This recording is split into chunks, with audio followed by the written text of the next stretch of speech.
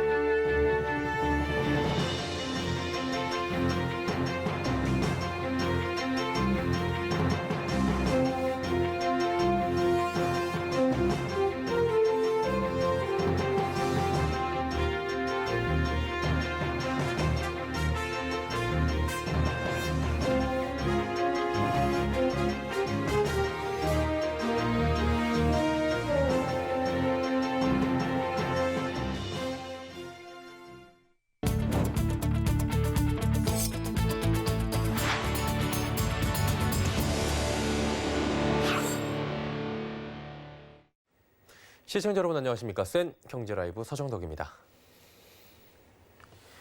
정부의 새 임대차법 시행으로 인해 지난달 집세가 크게 오른 것으로 나타났습니다. 전세 상승폭은 1년 7개월 만에, 또 월세는 3년 10개월 만에 최고치를 기록했는데요. 여기에 최장기간에 걸친 장마와 태풍 영향으로 농축수산물 가격이 오르며 소비자 물가도 함께 올랐습니다. 문다희 기자입니다. 새로운 임대차법 시행 여파로 지난달 집세가 지난 2018년 10월 이후 가장 큰 폭으로 올랐습니다. 통계청은 오늘 9월 전세가 전달에 비해 0.5% 올랐다고 밝혔습니다. 지난 2019년 3월 이래 1년 7개월 만에 최고치입니다. 새 임대차법 시행으로 전세 매물 품귀 현상이 확산되면서 전세값이 상승세를 보인 겁니다. 월세 역시 0.3% 상승했습니다. 지난 2017년 2월 이후 3년 10개월 만에 가장 큰 폭의 상승입니다. 이 역시 새 임대차법 시행으로 임대료를 직전에 5%를 넘게 못 올리도록 하자 집주인들이 아예 전세를 반전세로 바꾸면서 월세를 올린 것 때문으로 풀이됩니다. 집세의 상승과 더불어 개인 서비스 가격도 오르며 9월 서비스 물가는 지난해보다 0.5% 올랐습니다. 올해 1월부터 3월까지 1%대를 유지하다 4월과 5월 0%대로 떨어진 소비자 물가 상승률은 6월부터 점차 상승하다가 지난달 6개월 만에 1%대를 회복했습니다. 이는 농축수산물 가격이 13.5% 오른 영향이 컸습니다. 장마와 태풍 영향으로 채소와 과일 출하량이 줄었는데 추석으로 인해 수요는 크게 늘었기 때문입니다. 다만 코로나19 사태 여파에 외식이 줄어든 데다 저유가와 고1 무상교육 조기 시행 등 영향을 받아 저물가 기조는 이어지고 있습니다. 서울경제TV 문다희입니다. 9월 주요 은행의 개인 신용대출 증가세가 주춤해진 것으로 나타납니다. 금융당국이 규제 움직임을 보이자 은행들이 대출 조이기에 나선 데다 명절 상여금 등으로 일부 대출이 상환된 것으로 풀이됩니다. 정순영 기자입니다.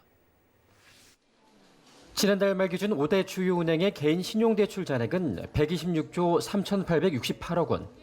전월 대비 증가액을 보면 6월 2조 8,374억 원, 7월 2조 6,810억 원, 8월 4조 705억 원으로 급증했습니다. 그러나 지난달의 경우 2조 1,121억 원 증가하는 데 그쳐 증가세가 절반 수준으로 꺾였습니다. 은행들의 대출 속도 조절이 효과를 나타낸 겁니다. 초저금리 흐름과 부동산 가격 상승세에 투자 움직임이 강해진 데다 생활자금 대출 수요도 겹쳐 은행권 대출 잔액이 빠르게 불어났기 때문입니다. 부실 위험이 높은 개인 신용대출이 급증하자 금융당국은 은행들의 가계대출 관리 목표를 내게 하는 등 규제 신호를 보냈고 은행들은 자체적으로 대출 줄이기에 나섰습니다. 농협은행은 대출 우대금리 폭을 줄였고 우리은행도 최고 우대금리를 낮췄습니다. 국민은행은 우대금리 축소에 신용대출 최대 한도도 줄였습니다. 여기에 월말 직장에서 추석 상여금이 입금된 것도 대출 잔액 감소 효과를 가져온 것으로 풀이됩니다. 개인 신용대출 잔액은 지난달 들어 24일까지도 2조 6,116억 원 뛰었다가 추석 연휴를 앞둔 마지막 3영업일간 5천억 원이 감소했습니다. 반면 주택담보대출 잔액은 전월 말보다 4조 4,419억 원 증가했고 올해 들어 급감했던 정기예금 잔액은 7조 1,762억 원 는 것으로 나타났습니다. 서울경제TV 정순영입니다. 재건축 대우로 주목받고 있는 서울 강남구 음마아파트와 송파구 잠실 주공 5단지가 공공재건축 사전 컨설팅을 신청한 것으로 알려집니다. 그동안 공공재건축에 회의적이었던 음마와 잠실 주공 5단지가 일단 컨설팅을 받아보자는 쪽으로 선회한 만큼 공공재건축 사업이 탄력받을 것으로 보입니다. 현재까지 서울 도심에서만 총 15개 단지 13,500가구가 사전 컨설팅을 신청한 것으로 집계됩니다. 사전 컨설팅을 신청한 곳이 모두 공공재건축을 추진할 경우에 서울 도심에 13,500가구가 순중해 총 27,000가구가 들어서게 됩니다. 방탄소년단의 소속사 빅히트 엔터테인먼트의 일반 청약 증거금이 58조 4,235억 원을 돌파했습니다. 최종 통합 경쟁률은 607대 1이었습니다. 세계적인 아이돌 그룹 방탄소년단 돌풍으로 공모 청약 전부터 역대 최고 기록을 쓸지 기대감이 컸는데 카카오 게임즈와 비교해 다소 저조했다는 평가가 나옵니다. 증권사들이 제시한 빅히트의 목표 주가는 낮게는 16만 원부터 또 높게는 38만 원까지로 시각이 크게 엇갈리고 있는 것으로 나타납니다. 메리츠증권이 목표가를 16만 원으로, IBK투자증권이 24만 원, 유한타증권이 29만 6천 원, 하나금융투자가 38만 원을 각각 제시했습니다. 빅히트 엔터테인먼트의 공모가는 13만 5천 원입니다.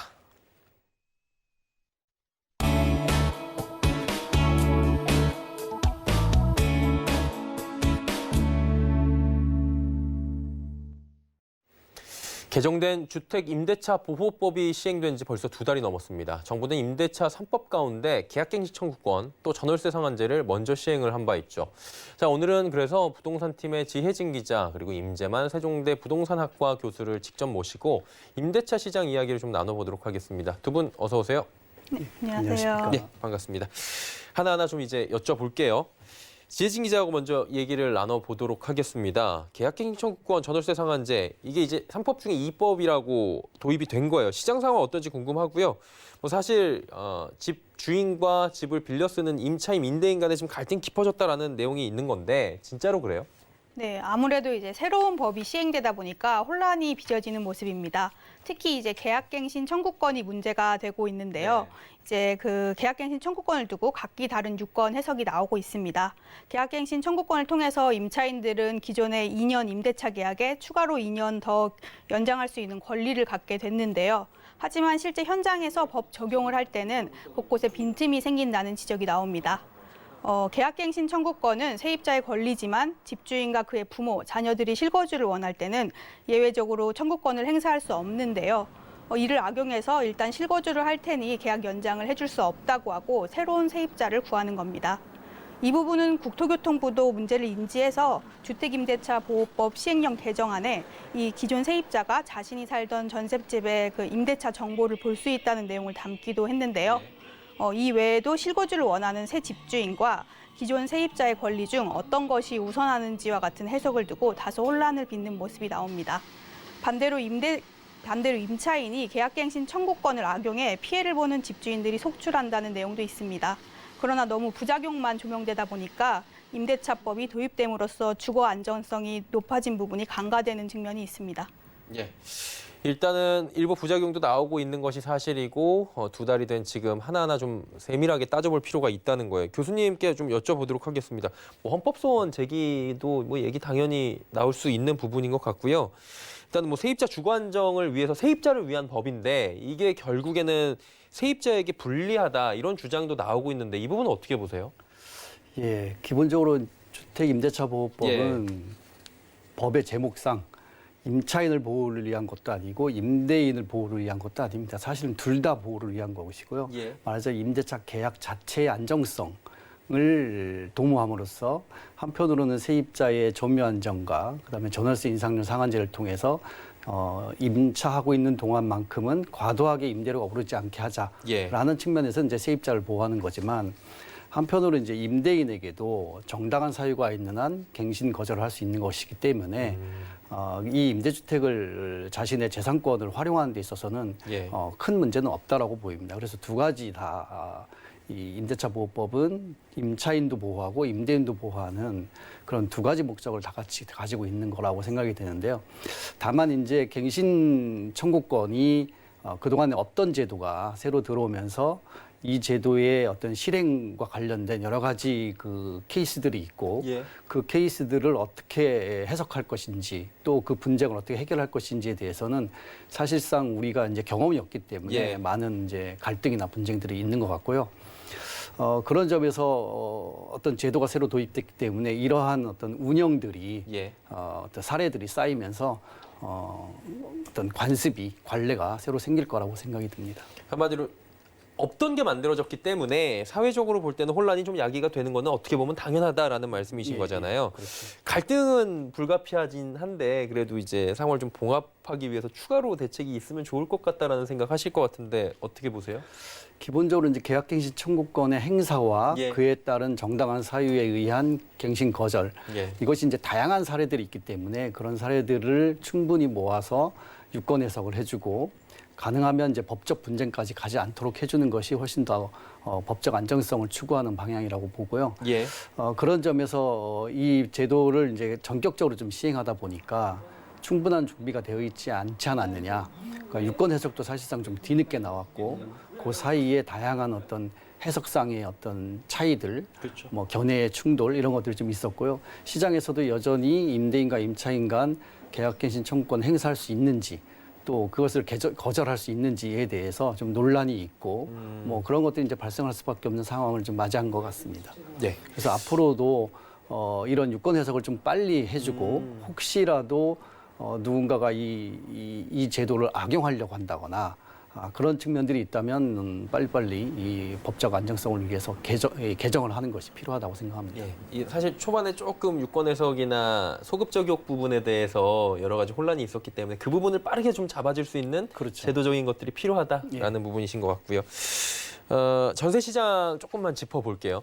계속 오르고 있다는 얘기 나오고요. 오늘 저희 헤드라인 뉴스에서도 좀 전해드렸습니다. 주변에 보면 품귀다 뭐 이런 얘기들도 있는데 기자 이제 취재하고 다니잖아요. 실제로 가보면 어때요? 진짜 그래요? 네, 이게 전세 매물 현상이 전세 매물이 좀 부족한 현상이 계속해서 이어지는 모습인데요. 부동산 빅데이터 업체 아시를 좀 참조하면요. 오늘 기준 서울의 전세 물량은 8,600여 건입니다. 두 달 전에는 35,000여 건이었는데요. 약 75%가량이 감소한 셈입니다. 또 이제 전세 매물이 부족하다 보니까 전세값도 상승하는 모양새인데요. 한국감정원이 어제 발표한 주택가격 동향조사 자료를 보면요. 지난달 전국 전세값이 0.53% 올랐습니다. 지난 2015년 4월 이후 5년 5개월 만에 최대폭으로 오른 건데요.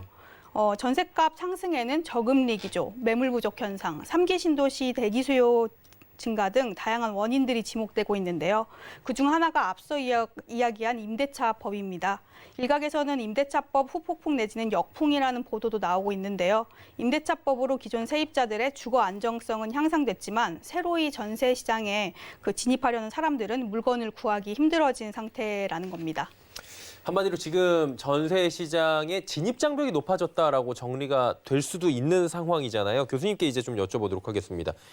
전세는 서민들이 사는 거라고 인식이 좀 돼 있잖아요.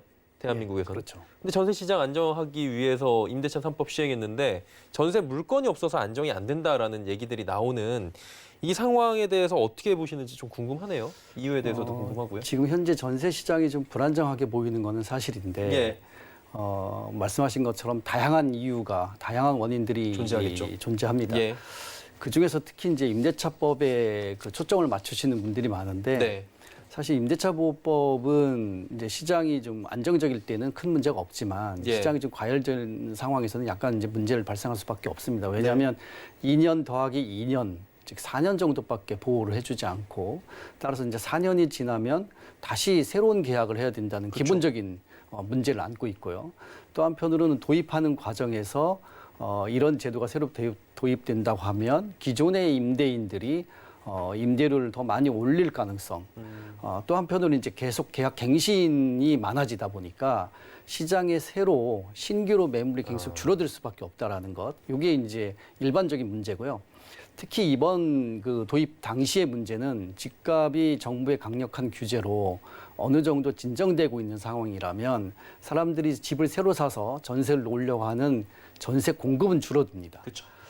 그런 한편 반대로는 이제 전세를 살려고 하는 수요자들은 또 늘어나게 되죠. 거죠. 집을 안 사고 좀 대기하려고 하는 수요. 더군다나 뭐 3기 신도시에 대한 예. 잠재적인 수요까지 겹쳐서 수요는 늘고 공급은 줄었기 때문에 가격은 오를 수밖에 없는데 그나마 그래도 한편으로 다행인 것은 갱신하는 사람들이 많다 보니까 실제 전세 사시는 분들 중에서 갱신을 한 사람들은 큰 부담이 늘어나지 않는데 예. 새로 시장에 들어가려고 하는 사람 또 이사하는 사람 이분들에게는 이제 다소 부담이 될 수밖에 없는 그런 상황이라고 생각이 듭니다. 그러니까 한마디로 불가피하게 신규를 하시는 분들은 진입장벽이 높아져서 지금 좀 부담이 될 수 있는 상황이 그렇죠. 됐다. 임대차보법뿐만이 아니라 예. 지금 여러 가지 시장 상황이 상황 자체가 그렇다. 예, 그렇죠. 예. 그러면 이제 이건 굉장히 팽팽한 주장이 나오는 부분이고 저희도 이제 진행을 하다 보면은 찬반이 갈리는 부분인데 그러다 보니까 지금 공급 수요 안 맞으니까 한마디로 좀 엑시트할 수 있게 다주택자들의 양도세를 좀 낮추는 게 어떠냐라는 얘기가 나오고요. 한편에서는 투기꾼들의 뭐하러 이익까지 우리가 보존을 해줘야 되냐 이런 얘기가 나와요. 어때요? 양도세 중과 일시적으로 낮추는 건 어떻게 보십니까? 과거 2015년 정도에 이게 한번 했던 걸로 알고 있거든요. 예, 과거에도 몇 번 이제 다주택자에 예. 대한 일시적인 양도세 완화를 통해서 일시적인 그 테러를 열어주긴 예. 했었는데요. 최근에도 사실 작년에도 한번 했었고요. 그래서 이거를 그 시장 상황에 따라서 일시적으로 할 것인지 예. 아니면 어떤 새로운 규칙으로 예를 들어 한 10년 동안 보유한 주택에 대해서는 보유세를 좀 완화한다거나 예. 양도세를 좀 완화한다거나 뭐 이런 방책을 할 건지 그거는 뭐 선택을 좀 해야 될 필요가 있고 네. 고민할 필요가 있는데 문제는 정책의 기조가 규칙이 아니고 시장 대응적인 그래서 임시로 무엇인가를 해보고 그것도 세금 가지고 하는 것은 기본적으로는 바람직하지 않다고 생각이 들고요. 좀 더 이제 긴 호흡으로 양도세를 다주택자에게만 특별히 중과할 필요가 있느냐 아니면 모든 사람에게 1주택자라 하더라도 양도 차익이 많다면 세금을 많이 내게 할 것이냐 이런 부분들을 좀 고민을 해서 장기 보유 특별 공제를 한다거나 하는 방식으로 하는 것도 좀 고민할 필요가 있다고 생각이 들어요. 저는 기본적으로 다주택자에게만 보유세든 양도세든 중과하는 것이 시장에 좀 부정적인 영향을 미친다. 그래서 1주택자냐 다주택자냐라는 대립 구도를 좀 벗어날 필요가 있지 않나 생각을 합니다. 그러니까 한마디로 일부에 대한 땜질식의 임시 방편이 아니라 좀 지속적으로 갈 수 있는 대책이 필요하다라는 그렇죠. 말씀이신 것 같고요. 기본적으로 원칙을 좀 있어야 세우고 된다. 예. 그 원칙에 따른 제도 설계가 필요하지 않나 예. 하는 것이죠. 시간이 조금 모자라네요. 마지막 질문 바로 드려야 될 것 같고요. 6.17-720 대책은 뭐 역대급 대책이다라는 얘기가 지금 나왔고요. 이 대책 이후에는 진짜 거래 절벽 얘기 나오고 있고 더 이상 시장은 오르지 못하고 있는 건 맞는 것 같아요. 통계를 보면.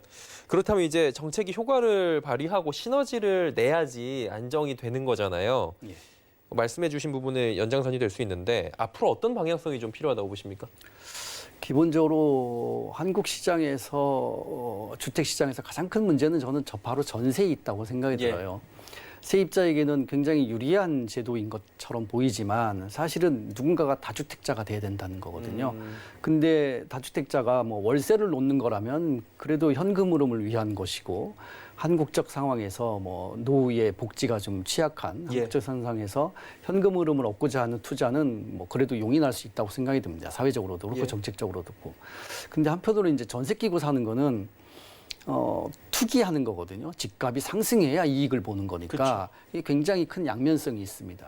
그래서 세입자에게는 유리한 전세가 시장에 계속 존재하되 이거를 시세 차익을 노리고 투자하는 그런 방식의 다주택자를 양산하는 것만큼은 지향할 수 있는 그런 것을 좀 고민할 필요가 있다고 생각이 들고요. 그것이 이제 뭐 LH나 SH가 하는 장기 전세 시장이라든가 또 뭐 토지 임대부 주택 환매조건부, 지분공유제, 협동조합, 사회주택 이런 다양한 것들이 사실상 민간의 전세와 유사한 형태이거든요. 실질적으로 경제적인 측면에서는 이런 부분들에 대한 좀 지원과 강화가 전세 때문에 생기는 매매 시장과 전세 시장의 어떤 모순들을 해결해 나가는 데 도움이 되지 않을까 생각을 합니다. 정세의 양면성을 이제 보완할 수 있어서 긍정적인 측면 부각할 수 있는 여러 가지 사회적인 제도가 좀 필요하다라고 정리하도록 하겠습니다.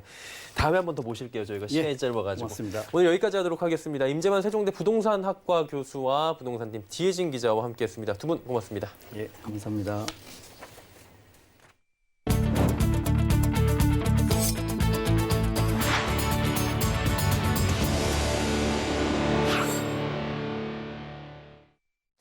수십만 구독자를 보유한 유튜버들의 지난해 월 수입이 일반 직장인 평균 월급의 3배가 넘는 것으로 나타났습니다. 박홍근 더불어민주당 의원실이 국세청으로부터 제출받은 자료에 따르면 수입 금액을 신고한 유튜버는 총 330명이고 이들이 신고한 수입은 총 184억 9천만 원으로 나타났습니다. 1인당 월 평균액으로 환산한다면 한 달 평균 수입은 약 933만 8천 원, 연평균 수입은 1억 1,200만 원에 육박하는 겁니다. 이는 지난해 말 국세청이 발표한 일반 직장인의 평균 연간 급여인 3,647만 원보다 3배 더 많은 수치입니다. 유튜버들의 구글로부터 정산받는 광고 수익 평균은 매월 371만 5천 원으로 전체 총 수입의 40%를 차지합니다. 특히 구글로부터 받는 광고 외에 PPL 같은 제품 간접 광고로 벌어들인 수입은 매월 562만 4천 원으로 구글로부터 정산받는 광고 수익보다 더 많은 것으로 조사됩니다. SK하이닉스가 세계 최초로 DDR5 D램을 출시했습니다. SK하이닉스는 2018년 11월 16기가 DDR5를 세계 최초로 개발한 이후 인텔 등 주요 파트너사들을 통해 다양한 테스트와 동작 검증, 호환성 검증 등을 마쳤다고 밝혔습니다. 이로써 SK하이닉스는 향후 DDR5 시장이 활성화되면 언제든 제품을 판매할 수 있게 된 겁니다.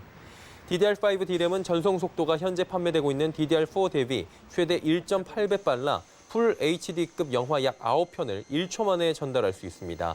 다만 현재 고성능 DDR5를 채용할 수 있는 CPU가 개발되지 않아 당장 시판하긴 어려운 상황입니다.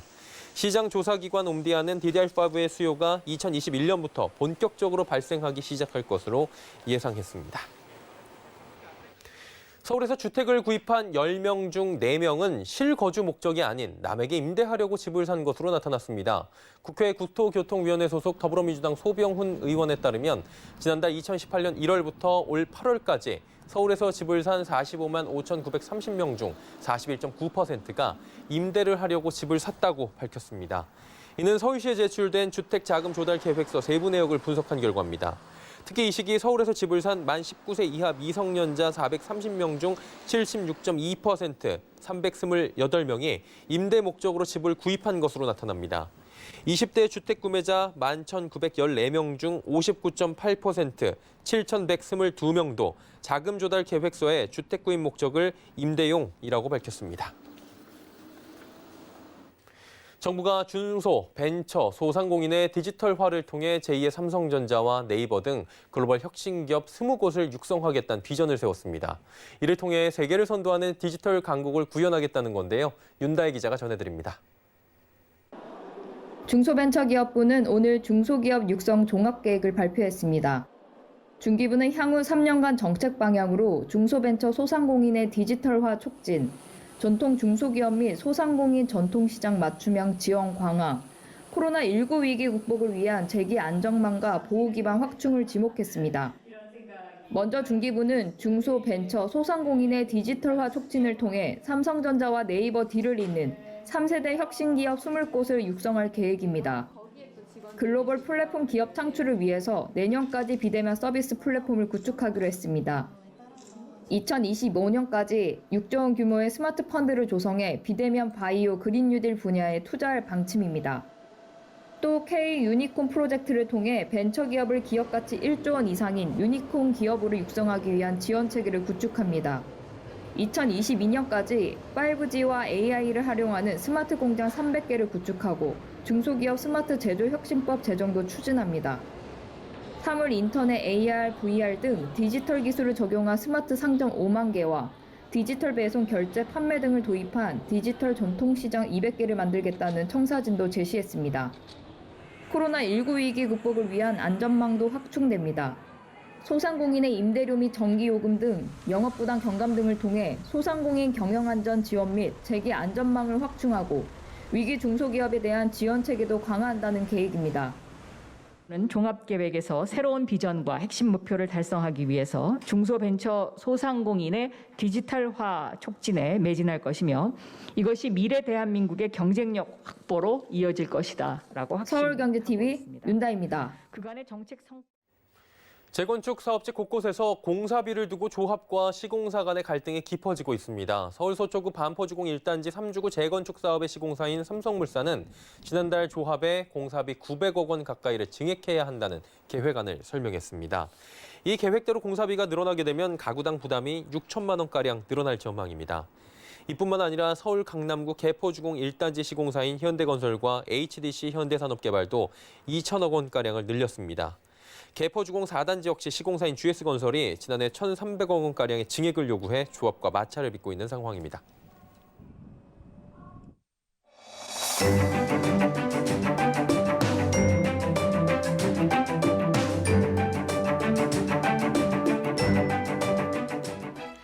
안녕하세요. K웨더 라이프스타일 예보 박유라입니다. 추웠던 아침과 달리 낮부터는 기온이 오르면서 선선한 가을 날씨를 보였습니다.